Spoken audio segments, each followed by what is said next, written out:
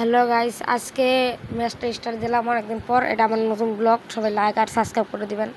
তো চলো গেমের ভিতরে যাওয়া যাক। আর এই গেমে বাংলাদেশের নম্বর 1 গিল্ডের প্লেয়ার আইছে, বিডি নম্বর 1 গিল্ডের প্লেয়ার। কারণ আমি জানতাম না, দেখেন আমার রিয়াকশনটা কি গেমে যাইয়ে।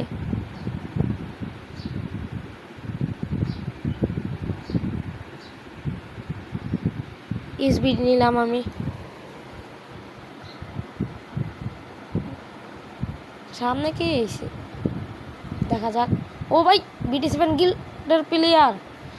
তো দেখা যাক আমি সামনে যাচ্ছি, মারতে পারি নাকি না। এই যে এটাই সেই প্লেয়ার। এখন দেখাতে পারবো নাকি না জানি না, আমি না জানি রাশ দিলাম ডাউন।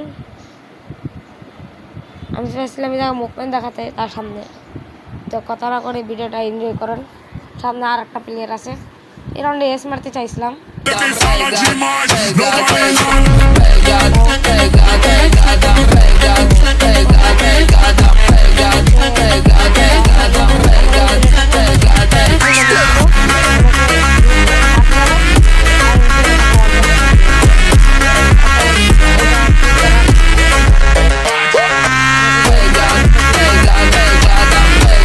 তো দ্বিতীয় রাউন্ডে, এই রাউন্ডে আছে না, তারপরের রাউন্ডে আমার ম্যাচটা কারেন্ট গিয়েছিলো, দেখে ম্যাচটা ব্যাক দেওয়ার লাগলো।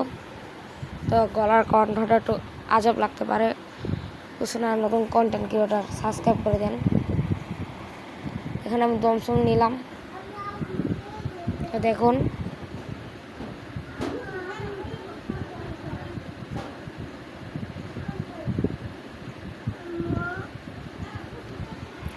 এই রানটা কত সুন্দর দেখাবো।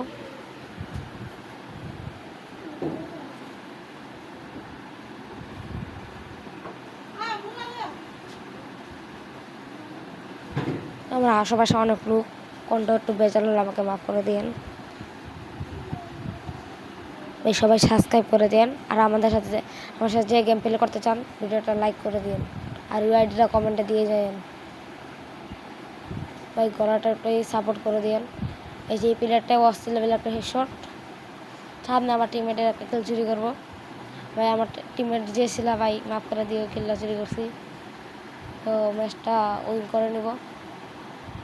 হ্যাঁ, ট্রিপল কিল হতে হলে সামনে প্লেয়ারটা ড্যামেজ দিয়েছিলাম, আমার টিমমেট কিল নিয়ে নিয়েছিল। দেখুন